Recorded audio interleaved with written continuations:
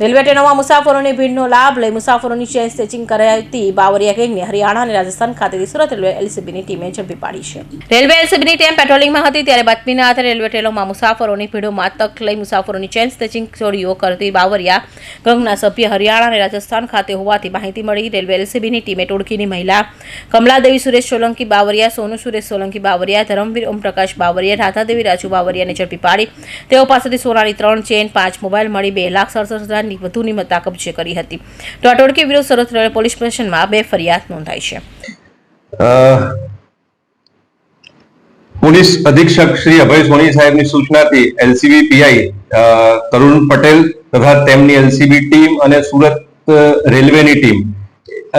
જે અનડિટેક્ટ ગુનાઓ છે તેની તપાસમાં હતા। તે દરમિયાનમાં ટેકનિકલ સર્વે અને અમુક સીસીટીવી ફૂટેજથી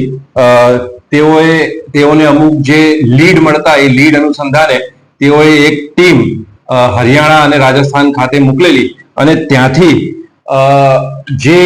બાવરિયા ગેંગ છે કે જે હરિયાણા અને રાજસ્થાનના મૂળ રહેવાસીઓ છે, જેમાં મુખ્ય જે ગેંગ લીડર તરીકે જે બેન કામ કરે છે તેનું નામ છે કમલાદેવી, તેની સાથે સોનુ સન ઓફ સુરેશભાઈ, ધરમવીર બાવરિયા અને રાધાદેવી બાવરિયા, આ 4 જણા ભેગા મળી અને એમની મેઇન મોડસ ઓપરેન્ડી એ પ્રકારની છે કે જ્યાં પણ ભીડભાડ વાળી જગ્યાઓ હોય ત્યાં તેઓ તકનો લાભ લઈ અને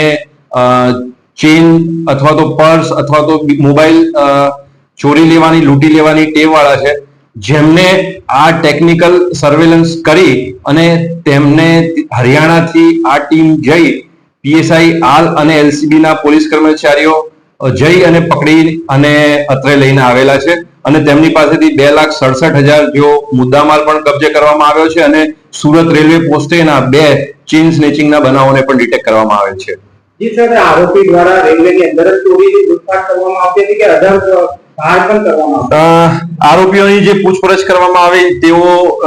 મેક્સિમમ રેલવેઝમાં કામગીરી કરી છે, આ પ્રકારની ચોરીઓ કરેલી છે અને વત્તા તેઓએ અલગ અલગ રાજ્યોમાં મહારાષ્ટ્ર, રાજસ્થાન, ઉત્તરાખંડ એવા રાજ્યોમાં પણ તેઓએ જ્યાં ભીડભાડ વાળી જગ્યાઓ એમને મળે ત્યાં આગળ આવા પ્રકારના ગુનાઓ આચરેલા છે। કયા કયા પોલીસ સ્ટેશનમાં આ લોકો પર ગુના રજીસ્ટર? હાલ જે એમને જે અટક કરવામાં આવેલા છે સુરત રેલવે પોલીસ સ્ટેશન ખાતેના 2 અનડિટેક્ટ ગુનાઓ હતા જે ચેન સ્નેચિંગના હતા, તે અનુસંધાને તેઓને અટક કરવામાં આવેલ છે।